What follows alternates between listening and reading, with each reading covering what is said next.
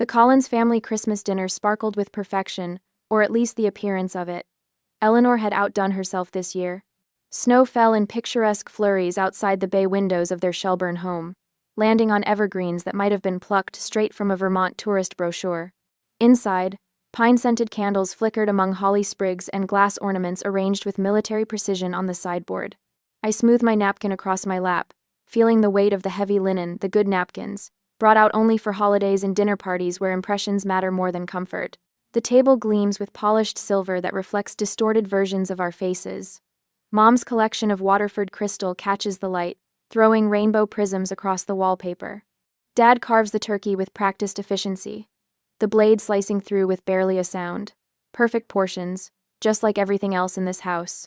My sister Clara sits with perfect posture, her engagement ring catching the light every time she reaches for her water glass. The new lawyer fiancé couldn't make it emergency case preparation, but his absence hasn't stopped Mom from mentioning his Harvard credentials twice already. Morgan, pass the cranberry sauce, please. Mom's voice carries that familiar undercurrent, the one that says this simple request is actually a test of my table manners. I slide the crystal dish toward her, careful not to let it scrape against the tablecloth.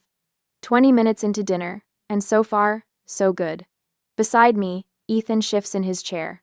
I can feel his discomfort in the subtle way. His knee bounces under the table. He's worn his best sweater, hair combed neatly, but Mom's eyes had flicked dismissively over him when we arrived. So, Mom begins, the word hanging in the air like a guillotine blade. Still chasing stories for pennies, Morgan? There it is. I take a slow sip of water, buying time. The Burlington Observer has been good to me. She delicately cuts a piece of turkey, examining it before taking a precise bite. I saw that little article you wrote about the farmer's market. Charming, I suppose. The temperature in the room seems to drop 10 degrees. Dad suddenly becomes very interested in adding more gravy to his potatoes. Actually, Ethan says, his voice warm with pride, Morgan's about to become an editor. All heads turn toward him. I hadn't planned to announce this tonight. In Portland, he continues, squeezing my hand under the table. The Maine Herald. They loved her investigative series on the opioid crisis. My mother's fork freezes halfway to her mouth. Her eyes lock with mine, a flash of something dangerous behind them. Portland? Her voice is quiet, the kind of quiet that precedes storms. You're leaving Vermont for this newspaper nonsense?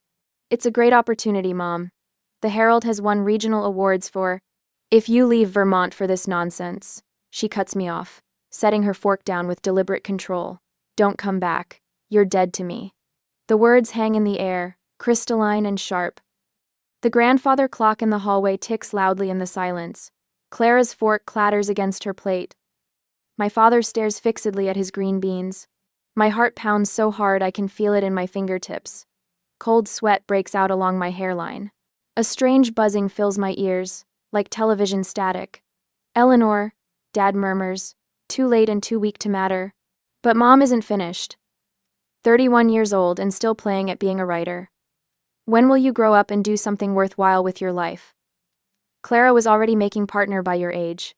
The words aren't new. The tone isn't new.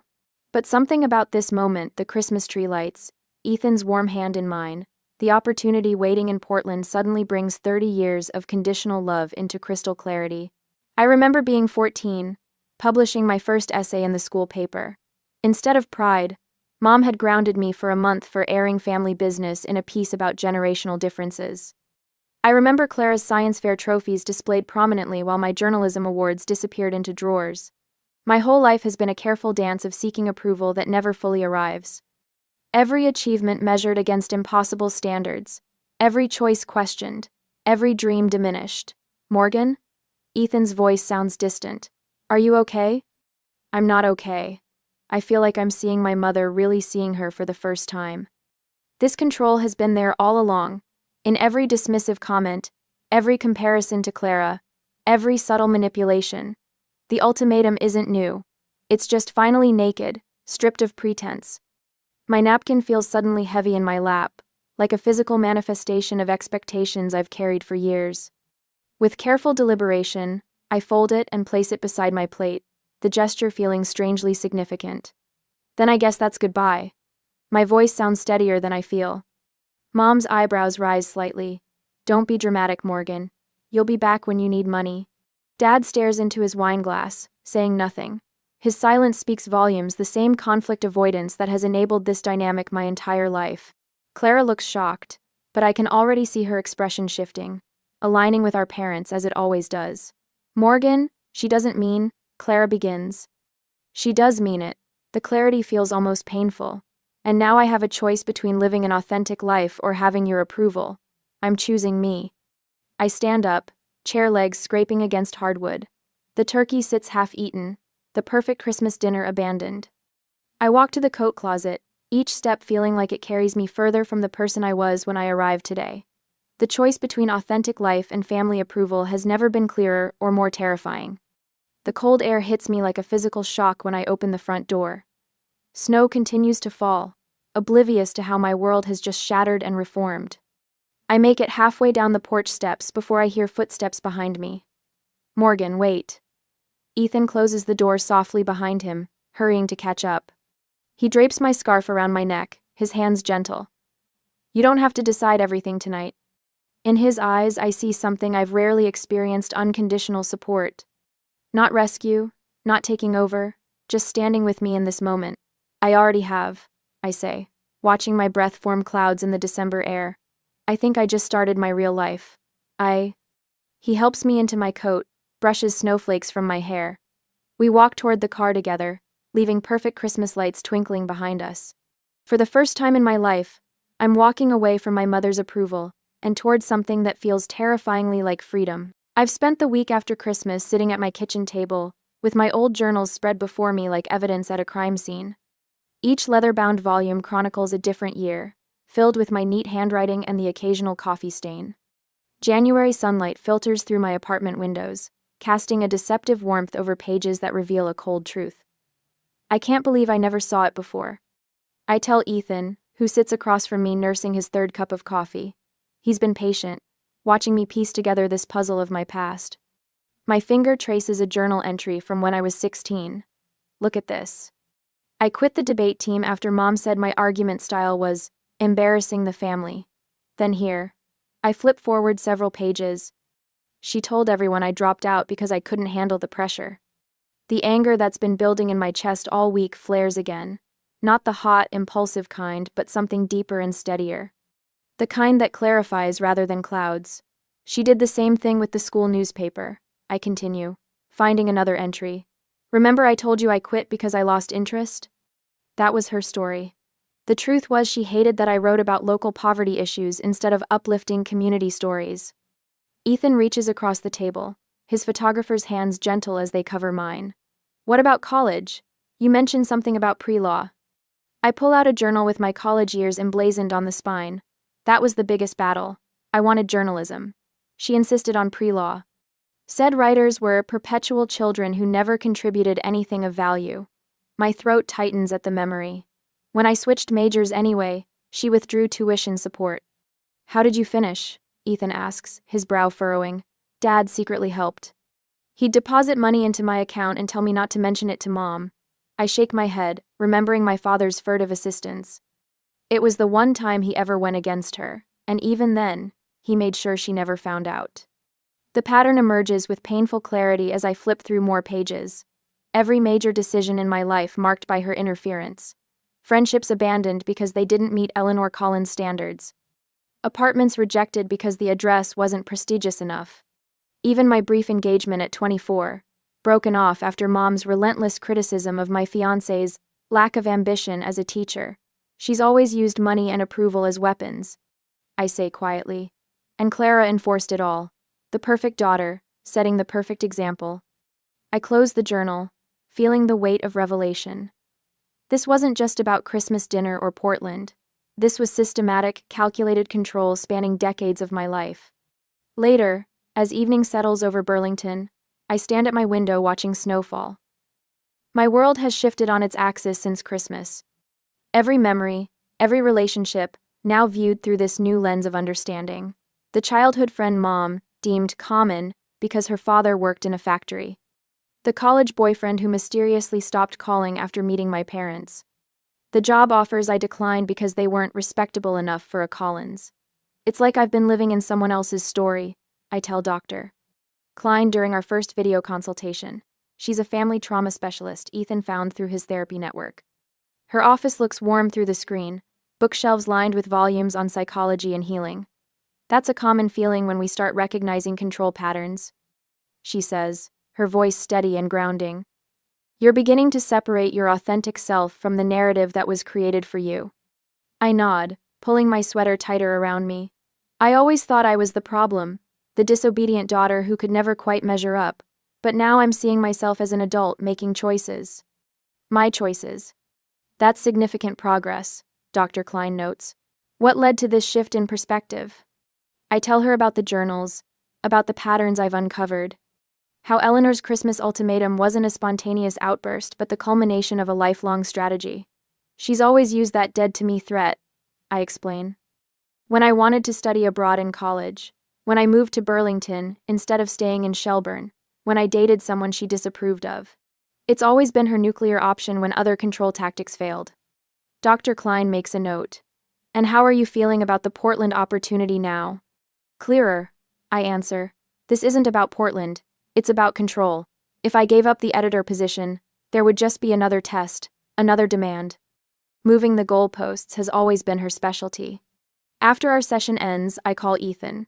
He's on assignment photographing winter wildlife, but he answers immediately. How did it go? He asks over the sound of wind. Good, clarifying. I curl up on my couch, feeling strangely lighter despite the heavy topics. She helped me see things I hadn't considered. Like what? Like why Mom can't accept my independence without it threatening her whole identity. I watch the snow continue to fall outside. Her entire self-image is built on being the perfect mother who created the perfect family. My choices don't just disappoint her, they undermine her core narrative. That makes sense, Ethan says. Remember when you told me about her mother? How critical she was? I nod, even though he can't see me. Grandma Collins set impossible standards. Mom's just repeating the pattern. The realization doesn't excuse her behavior, but it helps explain the ferocity of her resistance. It's a generational thing, Ethan says. My dad did the same with his father's expectations. The difference is he recognized it and broke the cycle. His words strike a chord. That's what I need to do, break the cycle. After we hang up, I start making notes about Dr. Klein's observations. She pointed out how Eleanor's perfectionism stemmed from deep fear of judgment, something I'd never considered. How Dad's conflict avoidance enabled her control by creating a vacuum where another perspective should exist. How their combined dynamics made them formidable opponents in any bid for independence. Later that evening, the doorbell rings, startling me from my thoughts. It's snowing harder now, and I'm not expecting anyone. When I open the door, Ethan stands there, camera bag slung over his shoulder, snowflakes melting in his hair. I thought you were photographing eagles, I say, surprised. They can wait. He brushes snow from his jacket. This seemed more important. We spend the evening at my kitchen table, mapping out resources and supports. Dr. Klein will continue weekly sessions. Ethan knows people in Portland who can help me find housing. A college friend works at a newspaper there and can introduce me to the local journalism community. I need to build a life she can't control, I say, writing this down as our central goal. Ethan nods. A life where your choices are truly yours. For the first time since Christmas, I feel something beyond anger or confusion, something like anticipation. The Portland opportunity isn't just a job, it's the first chapter of a life I choose for myself. I look at the journals stacked neatly at the edge of the table. They document a past shaped by Eleanor's expectations, but they don't determine my future. That blank page belongs to me. The following week, I sat across from Dr. Klein in her softly lit office, watching dust motes float through afternoon sunlight. The room smells faintly of lavender and old books. Her bookshelf stands organized but not too perfect, unlike my mother's display shelves, where even book spines must align precisely. Tell me about your mother's reaction when you've disagreed with her before. Dr. Klein says, her voice calm but curious. She wears a simple cardigan in burgundy, her silver-streaked hair pulled back in a practical bun. Nothing flashy, nothing designed to impress. The opposite of Eleanor Collins. It depends on the disagreement. I trace the pattern on the armchair. Small things, she dismisses. Bigger things. She escalates until I cave. Dr. Klein nods, making a brief note. And you've always eventually caved? The question lands like a stone in still water. Yes, until Christmas. En perda. What's different about this time, Morgan? I consider this, the realization forming as I speak it. This is about my whole life, not just one decision, and I'm tired of living for her approval. Doctor. Klein smiles slightly. You know, what fascinates me is how you've developed such strong investigative skills as a journalist, yet struggled to apply that same analytical thinking to your family dynamics. Something clicks. I can uncover corruption at City Hall, but I've been blind to what's happening in my own life. Not blind, Dr. Klein corrects. Conditioned. Children are wired to seek parental approval, but Eleanor's love has been conditional on your compliance. I feel a flutter of recognition. She's a narcissist, isn't she? I can't diagnose someone I haven't treated, Dr. Klein says carefully, but the patterns you've described suggest strongly controlling behavior with narcissistic tendencies. The pieces fall into place: her obsession with appearances, the golden child treatment of Clara, the constant criticism disguised as concern. The most important thing to understand, Doctor, Klein continues, leaning forward slightly, is that her control worked because you allowed it. That's not blame, it's power. A small shock runs through me. What do you mean? What would your life look like if you chose it entirely for yourself? The question hangs in the air between us, both terrifying and exhilarating. I've spent my career asking hard questions of others. Now I'm finally asking them of myself. I've always had the power to walk away, haven't I? The words come out barely above a whisper. Dr. Klein nods. And now you're using it. Later that evening, I'm making dinner in my apartment when my phone lights up. Eleanor's name appears on the screen. My stomach tightens, but something else surfaces too, a strange new calm. I answer and put the phone on speaker while I continue chopping vegetables. Hello, Mother. Morgan. Her voice carries that familiar crisp authority. I've been thinking about this Portland situation. You need to reconsider. I make to do. 3 weeks ago, those words would have triggered an immediate defensive response or, more likely, capitulation. Instead, I set the knife down carefully. My career isn't up for discussion, I say evenly. A brief silence. I can almost see her blinking in surprise at my tone. Darling, be reasonable. Her voice shifts to the syrupy persuasion she uses when direct authority fails. The Observer would probably give you a small promotion if you asked. There's no need to move across state lines for some insignificant title change. I've accepted the editor position, I say, arranging the vegetables in the pan. It starts February 1st. Another pause, longer this time. When she speaks again, her voice has hardened. You're throwing away everything we've built for you. What about the family legacy? Your grandfather's collection that I've been saving for you? Your trust fund? Have you thought about what you're giving up? The old guilt rises but doesn't overwhelm me. I think about Dr. Klein's words. I've always had the power. You made your position clear at Christmas, Mother, I say. My voice remains steady despite the pounding of my heart. You said I'd be dead to you if I took this job. I'm sorry you feel that way, but my decision stands. Morgan Elizabeth Collins, you listened to me.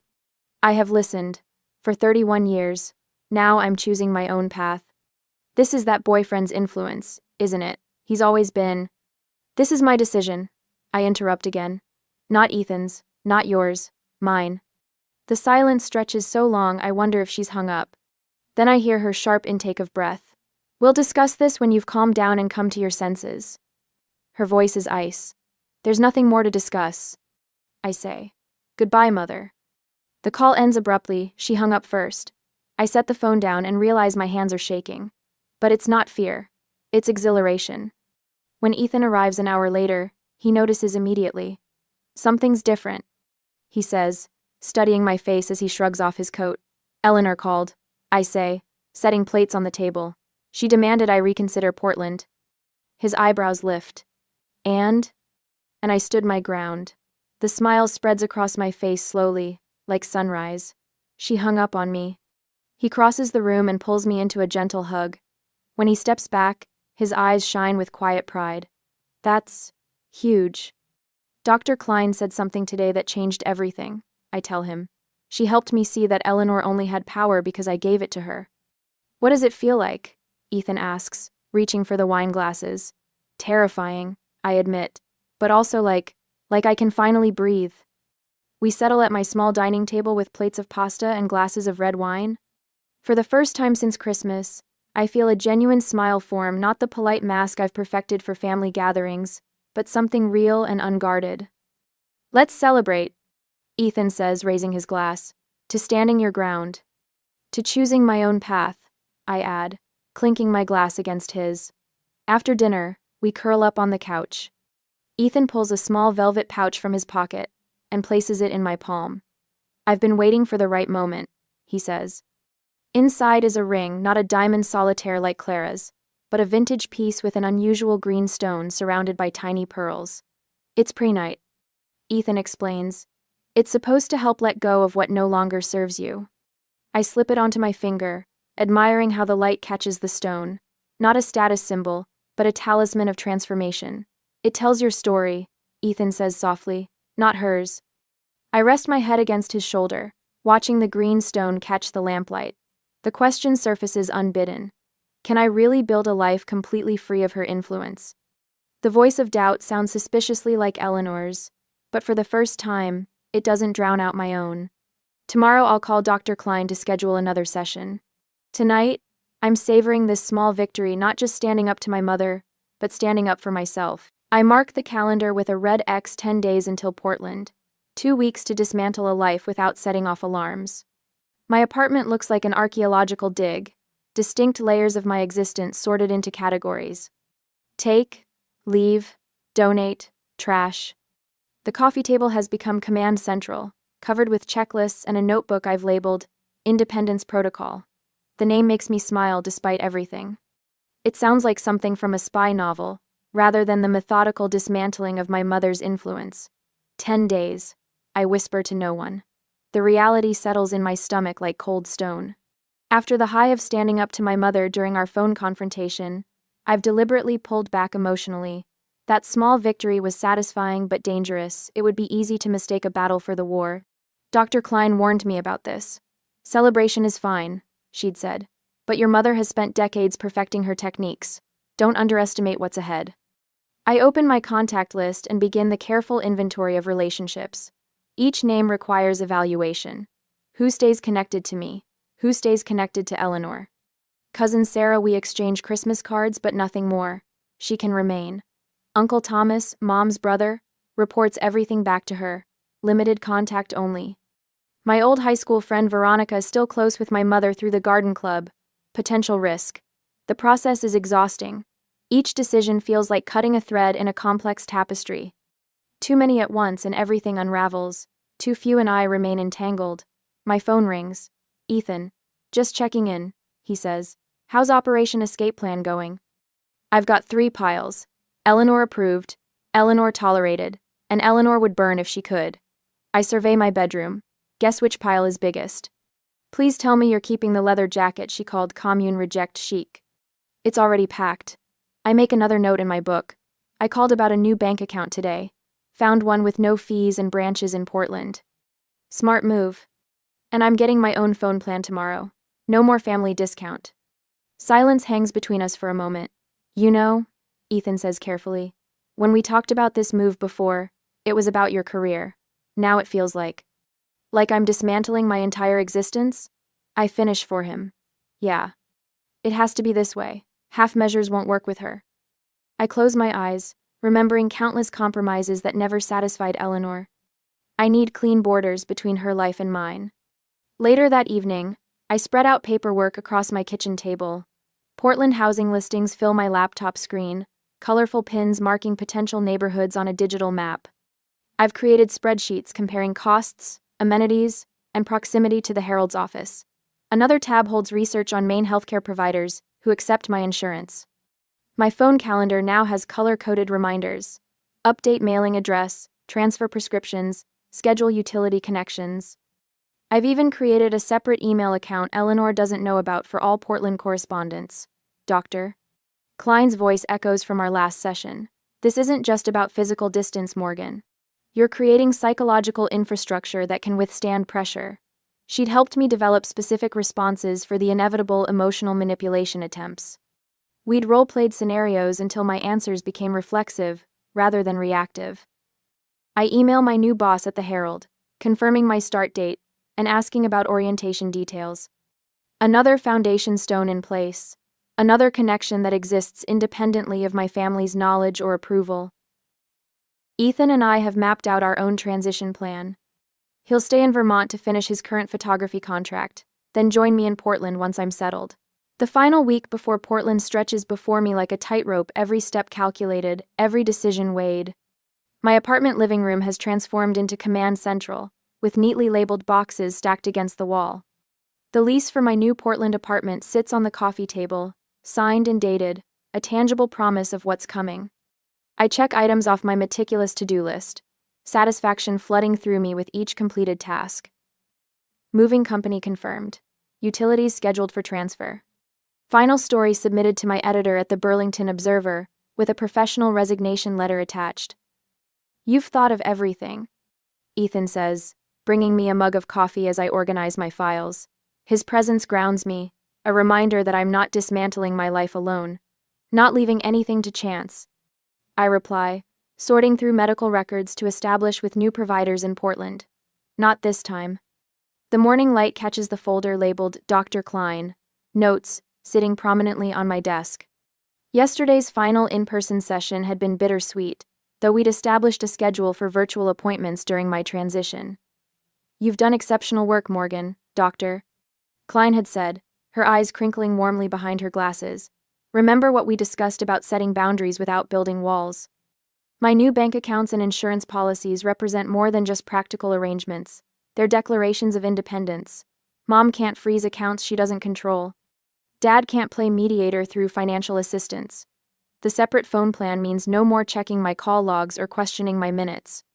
I run my finger along the edge of my new credit card, my name embossed in raised letters. Morgan Collins, standing on her own. Ethan watches me from the doorway, leaning against the frame. You okay? You've been staring at that card for a full minute. Just thinking about how different everything will be. I tuck the card into my wallet. A month ago, I couldn't have imagined making these decisions without second-guessing myself. The knock at my door comes just after 6 that evening, 3 sharp raps that send my heart racing. Through the peephole, my father's familiar figure stands in the hallway, hands thrust deep in his jacket pockets. My first instinct is not to answer, to pretend I'm not home. But that's the old Morgan, the one who avoided confrontation at all costs. I take a deep breath and open the door. Dad. The word hangs between us, neither welcome nor rejection. Morgan. He shuffles his feet, looking past me into the apartment. May I come in? I step aside, noticing how he takes in the boxes, the dismantled bookshelves, the clear evidence of my departure. His face falls slightly. So, you're really going through with it, he says, standing awkwardly in the center of my living room. The moving truck comes Monday. I don't offer him a seat. Don't offer tea or coffee. The ball is in his court. He rubs the back of his neck, a gesture I've seen 1,000 times when he's uncomfortable. Your mother didn't mean what she said. She's waiting for you to apologize. The words land like stones in still water, rippling outward. Of course. No recognition of what she did, just the expectation that I'll fold as I always have. I'm not apologizing for accepting a promotion, Dad. My voice remains steady, though my pulse quickens. This isn't about Portland. It's about control. She's upset. You know how she gets. He sighs, looking older than I remember. She's been telling everyone you had some kind of mental breakdown. That the job offer isn't real. Cold washes through me. She's what? Called your aunt, Sarah, your cousins. Even mentioned something to Pastor Miller after church. He won't meet my eyes. Says you're making rash decisions because you're unstable. My mind races ahead, cataloging connections, professional contacts, people whose opinions matter. The story she's crafting would follow me, undermine me. Even in Portland, whispers have ways of traveling. She's trying to discredit me. The realization crystallizes, sharp and clear. If people think I'm unstable, they won't believe me about how she treats me. Dad shrugs helplessly. She's hurt, Morgan. You know how important family is to her. Family isn't a weapon, Dad. I walk to the window, looking out at Burlington one last time. Tell Mom I received her message. and tell her that when she's ready to talk as equals, I'll be ready too. After he leaves, I add a new section to my to-do list: reputation management. I spend the evening emailing key contacts, former professors, mentors, friends in the industry, casually mentioning my exciting new position in Portland, creating witnesses to my stability and success before Eleanor's narrative can take root. By Sunday night, every box is sealed, every arrangement confirmed. I stand in my empty apartment, the echoing space a canvas for future possibilities. David's visit forced adaptations to my plans, but encountering Eleanor's moves, I've grown stronger. More strategic, I trace my finger along the windowsill, saying goodbye to the view that has greeted me for 5 years. Vermont's mountains rise in the distance, familiar and beautiful. Tomorrow they'll be in my rearview mirror. My phone buzzes with a text from Ethan. All packed? Need anything? All set, I type back. See you at 7. I curl up on the bare mattress, my suitcase packed for the drive tomorrow. In the stillness, I feel something unfamiliar taking root, not fear, not anxiety, but a quiet confidence. Eleanor thought her ultimatum would break me. Instead, it freed me. Tomorrow I start the life I choose, I whisper to the empty room. The words hang in the darkness, a promise to myself that feels more binding than any I've made before. The threshold awaits. I'm ready to cross it. I've settled into my office at the Portland Herald, a space that feels more mine with each passing day. The newsroom hums with the familiar cadence of journalism, keyboards clacking, phones ringing, the occasional burst of laughter. 1 month into my new position as features editor, and the initial nerves have given way to a steady confidence. My team respects me. My ideas matter here. The morning light filters through blinds.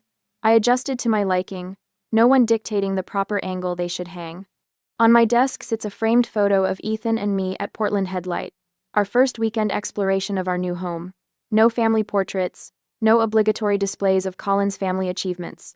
My phone buzzes with a text from Ethan. Lunch later? Found a place with those clam cakes you liked. I smile, typing back a quick, "Yes, please," when Sandra from reception appears in my doorway, her usually composed face tight with concern. "Morgan, there's someone demanding to see you in the lobby. Says she's your mother and it's a family emergency." The words hit like a physical blow. My shoulders tense, my throat constricts. Of course she'd come. Of course. She's quite insistent, Sandra adds, her expression suggesting this is an understatement. I take a deep breath, remembering Dr. Klein's words. Preparation creates power. You've built a foundation she can't shake. Tell her I'll be out in a moment, I say, my voice steadier than I feel. Sandra nods and retreats. I stand, smoothing my blazer, the emerald one I chose because I liked it, not because it met someone else's standards. I text Ethan quickly. Emergency. Mom showed up at the office. His response comes immediately. On my way. You've got this. Walking through the newsroom feels like moving through water. Colleagues glance up, sensing something in my stride. I pass Frank Webster's office, my boss, the editor-in-chief, and make a split-second decision. Frank, do you have a minute? I ask, knocking lightly on his open door. He looks up from his computer. What's up, Collins? My mother has shown up unannounced in the lobby. There's no actual emergency, but she might claim there is. It's complicated family dynamics. The words come out with professional clarity. No apology, no shame. Frank's eyebrows rise slightly. Need security? Hopefully not, but I wanted you to know what's happening. He nods once. Appreciated. Handle it however you need to.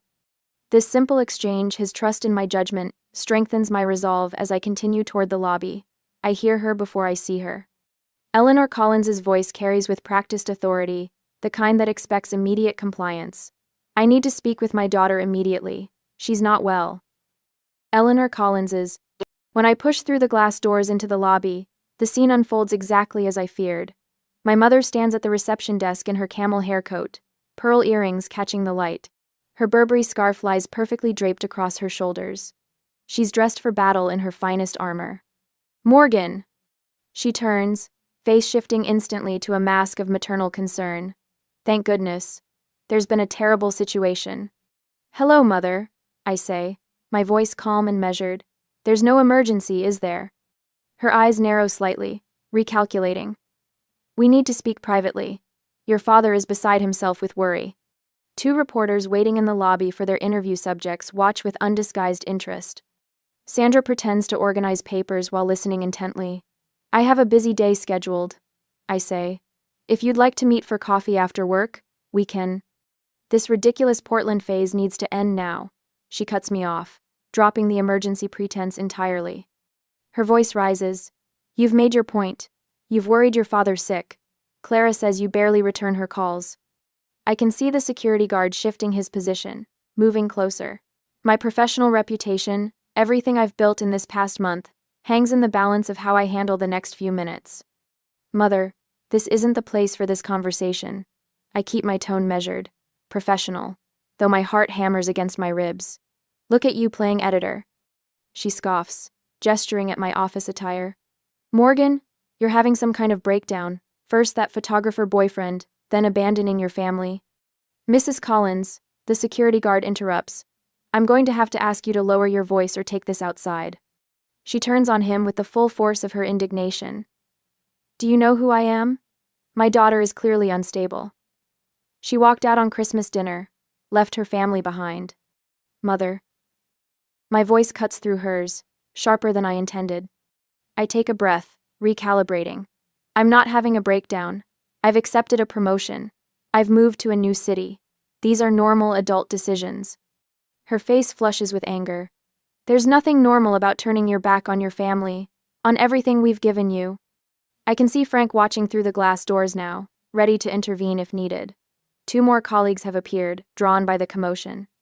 All my careful planning for professional boundaries collides with Eleanor's desperate attempt to regain control. Mrs. Collins, the security guard says firmly. I need you to step outside now. This is ridiculous. Morgan, get your things. We're going home. The moment stretches between us, her certainty that I'll cave, as I always have before. But something has changed. All the preparation of the past months clicks into place like tumblers in a lock. I am home, I say quietly. This is where I work. These are my colleagues. You can't come here and disrupt that. You ungrateful, she begins, but stops as the security guard takes a step forward. Miss Collins, should I escort your mother out? He asks me. The realization that he's asking me what to do, not deferring to my mother's authority, shifts something fundamental between us. I see the shock register on Eleanor's face. Yes, please, I say, my voice steady. My mother was just leaving. Morgan! Her voice rises again, but the security guard moves between us. Ma'am, let's step outside. As he guides her toward the door, she calls back, This isn't over, Morgan. Your father and I won't stand for this behavior. The glass doors close behind them. The lobby falls silent. I feel the weight of curious eyes on me. Well, says Frank, who has emerged from the newsroom, that was quite the morning drama. A nervous laugh bubbles up from somewhere deep inside me. I'm so sorry about that. Don't be, he says. Families are complicated, but just so you know, you handled that like a pro. I nod, grateful for his understanding. If you'll excuse me, I need to make a call. Back in my office, I close the door and dial Dr. Klein. Her familiar voice centers me as I explain what happened. You maintained boundaries while staying professional, she says. That's exactly what we prepared for. She came to my workplace, I say, the reality sinking in. She was willing to destroy my professional reputation to get me back under control. And how did that make you feel, doctor? Klein asks. Angry. The word comes with surprising force. No, furious. She's never going to stop, is she? Not unless I make her. Angry. Through my office window, I can see the security guard escorting Eleanor to her car. Even at this distance, her rigid posture radiates indignation. My phone lights up with a text from Ethan. Just parked. Where are you? I watch my mother's car pull away from the curb, tires squealing slightly on the pavement. Something shifts inside me, a final tumbler falling into place. Dr. Klein, I need to go. I know what I have to do now. Morgan, remember our strategies. I will. But this ends now. No more reacting to her moves. It's time for her to react to mine. I hang up, a strange calm settling over me. The past month of careful preparation, the strategies with Dr. Klein, the transparent communication with my boss, all of it has been building to this moment. Eleanor's desperate gambit has only solidified my resolve. When Ethan appears in my doorway, concern etched across his face, I stand to meet him. "You okay?" he asks, searching my expression. "No," I answer truthfully. "But I will be. It's time to end this on my terms, not hers." The sunlight streams through my office window, illuminating dust motes that dance in the air between us. For the first time since Christmas, I feel not just prepared, but powerful.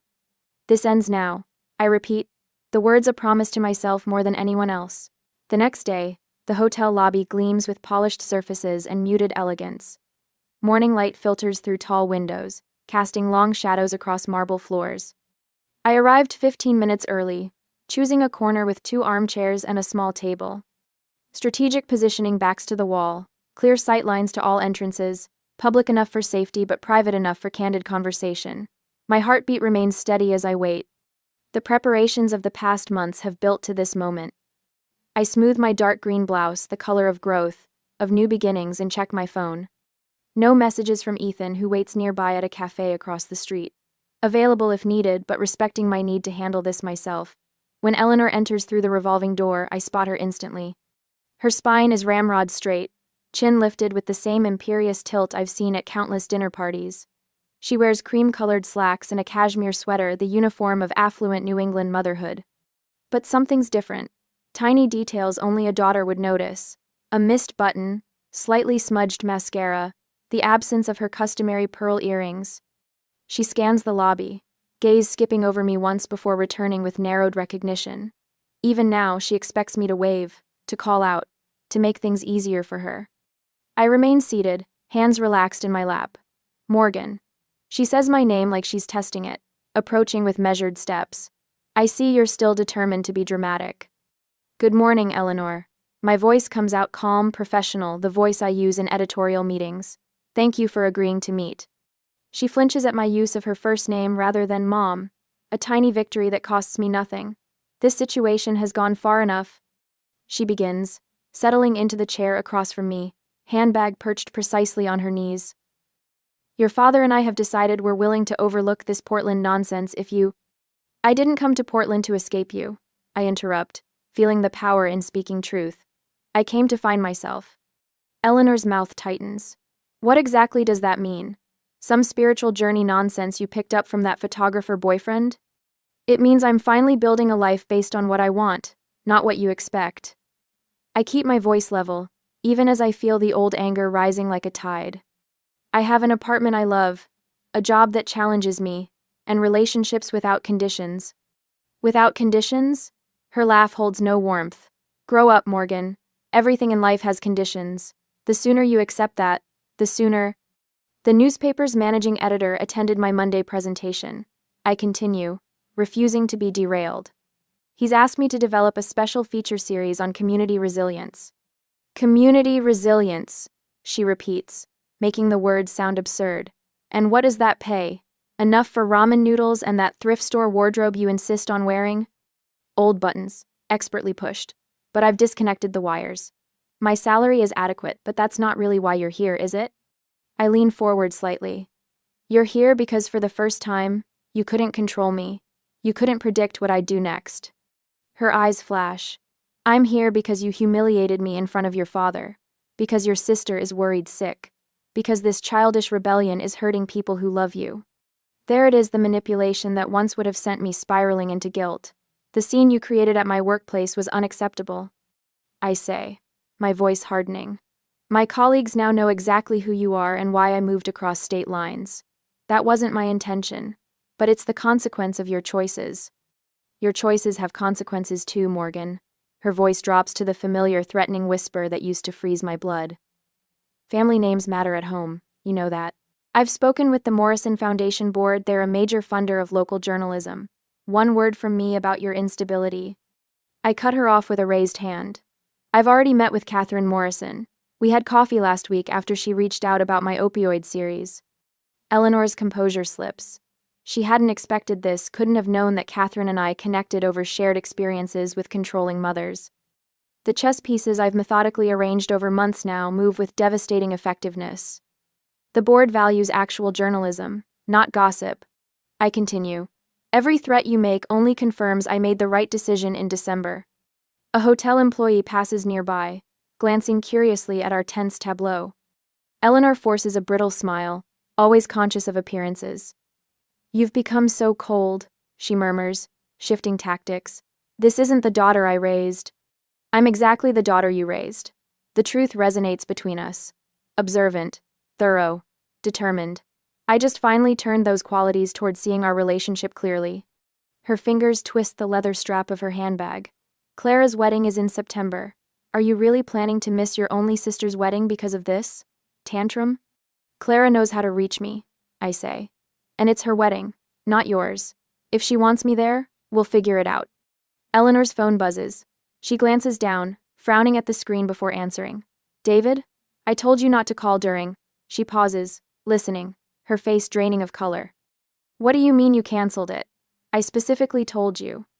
I watch the transformation with clinical detachment, the widening of her eyes, the sudden paleness around her mouth as my father apparently delivers news she never expected to hear.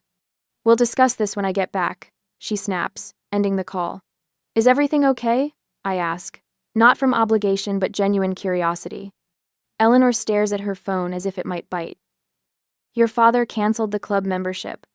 30 years of membership, our name on the founder's plaque, all because. She looks up, something unfamiliar in her expression. Confusion. Uncertainty. She needs help, Morgan. My father's voice emerges from the phone on speaker. She hadn't fully disconnected the call. I'm taking her to see someone. My breath catches. In all my planning, I never expected this. My father finally standing up, setting his own boundaries. Eleanor jabs at the phone, ending the call properly this time. He's overreacting. This ridiculous family drama has gotten to him. It's not drama. It's consequences. The words come easily now. You told me I was dead to you if I chose my career. I made my choice. Now you're facing yours. Her face crumples momentarily before hardening again. So, that's it? 31 years of motherhood erased because I pushed you to aim higher than some small-town newspaper? This isn't about the newspaper. I lean forward, meeting her gaze directly. It's about control. It's about conditional love. It's about punishing me for choices you didn't approve of, from journalism school to Ethan to Portland. She glances around the lobby, clearly uncomfortable with this public dissection. A young couple with suitcases gives us a wide berth, sensing the tension. I want what's best for you. She insists, but the words sound hollow, even to her. You want what you think is best, I correct her. There's a difference. Eleanor gathers her purse, preparing her exit strategy. When you've had time to think about this rationally. I've had months to think about it. I remain seated, refusing to rise for the customary Collins family goodbye ritual. I've thought about little else. My terms are simple. I'll consider contact when you're ready for a relationship between equals. No manipulation, no ultimatums, no controlling my career or relationship choices. And if I don't agree to these terms, the word tastes bitter in her mouth. Then nothing changes. I continue building my life in Portland. You continue in Vermont.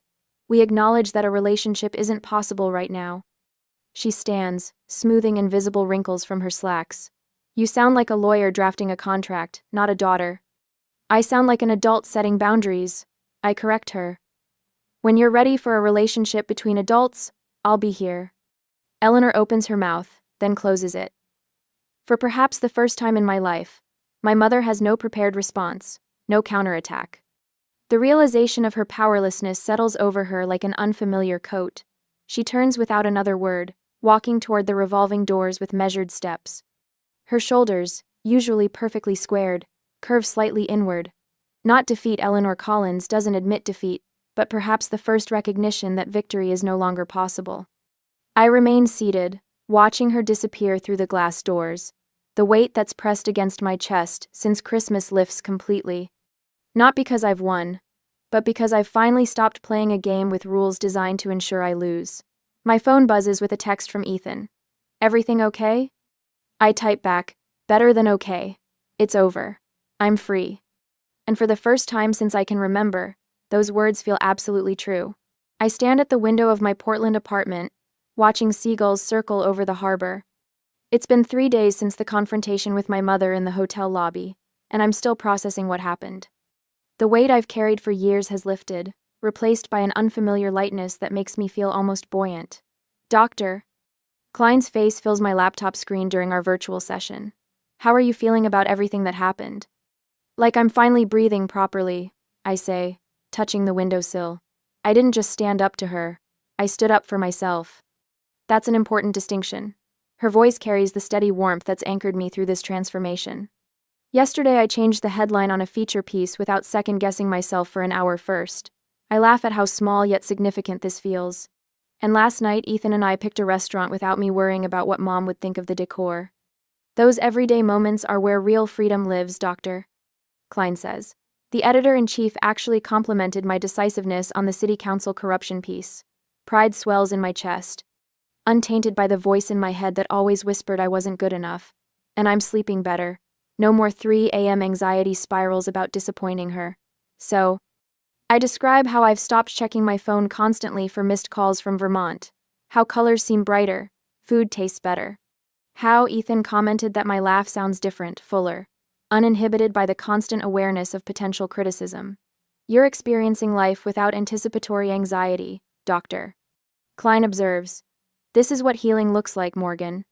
The morning light catches the edge of my coffee mug, the handmade one I bought at the farmer's market last weekend simply because I liked it, not because it matched anything or impressed anyone. What's next? She asks. Everything, I answer. And for the first time, that doesn't feel terrifying. 6 months later, I stand in the newsroom, pinning the final layout for my feature series on community revitalization to the board. The promotion to senior editor came through last month, ahead of schedule. My team gathers around, their respect evident in their attentiveness. This is excellent work, everyone, I tell them, meaning it. My voice carries a confidence that no longer feels borrowed. Later that evening, Ethan and I walk along the eastern promenade as sunset paints the water in shades of gold. His fingers intertwine with mine, the vintage emerald ring on my left hand catching the light. It tells your story, not hers, he had said when he proposed last month.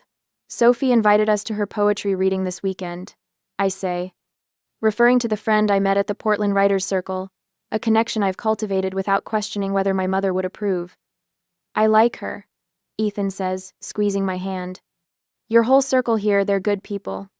They are. People who know me as I am now, not as the perpetually disappointing daughter I was cast as in Vermont. People who value my perspective without expecting me to earn my place at the table. Family is who treats you like family, I tell him, watching sailboats return to harbor. Biology's just paperwork. My apartment has transformed too. Books I genuinely want to read fill the shelves, not the prestigious titles Mom thought should be displayed. Art I love brightens the walls, not pieces chosen for their resale value or recognition factor. Even my wardrobe has evolved clothes that make me feel comfortable and confident, not just items that would pass Eleanor's inspection. I've stopped avoiding phone calls from Vermont area codes. When Clara calls, our conversations have a new honesty. She's seeing the family dynamic differently now, asking questions about her own relationship patterns. Dad has started therapy, something I never imagined possible. Small changes, but significant ones. 1 year after the Christmas ultimatum that changed everything, I unlock my mailbox to find an envelope with my mother's precise handwriting. My heart doesn't race the way it once would have. I carry it upstairs, open a window to let in the spring breeze, and carefully slice the envelope open. The letter inside is 3 pages, front and back. Eleanor's penmanship is as perfect as ever, but there's something different in the tone. I've been working with someone, she writes. A therapist. He's helping me understand patterns I never questioned. She acknowledges specific incidents, the school essay punishment, the pre-law ultimatum, the constant comparisons to Clara. Near the end, she writes words I never expected to see. You were right to walk away. I sit with the letter for days before responding with a simple note. Thank you for your letter. I'm open to a short video call after the holidays. When that call finally happens, I notice changes immediately. She sits in her home office, perfectly groomed as always, but there's less rigidity in her posture. She asks about the wedding plans, then starts to offer an opinion about flower arrangements before catching herself. I'm sorry, she says, surprising me. That's not my place. This is your day. The conversation isn't perfect. Old patterns don't dissolve overnight. But there's a tentative new framework forming, one where I don't need her approval to feel whole, and she's beginning to see me as a separate person worthy of respect. I'm proud of the work you're doing, I tell her as we prepare to end the call, meaning both her therapy and her attempt to rebuild our relationship. After we disconnect, I stand at my window again, watching Portland bustle below. The woman who trembled at a Christmas dinner table a year ago feels like a different person, someone I've both become and always been beneath the weight of expectations. My next feature series will focus on family estrangement and reconciliation. My editor position allows me to shed light on stories that might help others find their way. Ethan and I are planning a honeymoon to places neither of us has seen. Life stretches before me, unscripted and mine to shape. When someone tells you you're dead to them for choosing yourself, sometimes that's the moment you finally start living.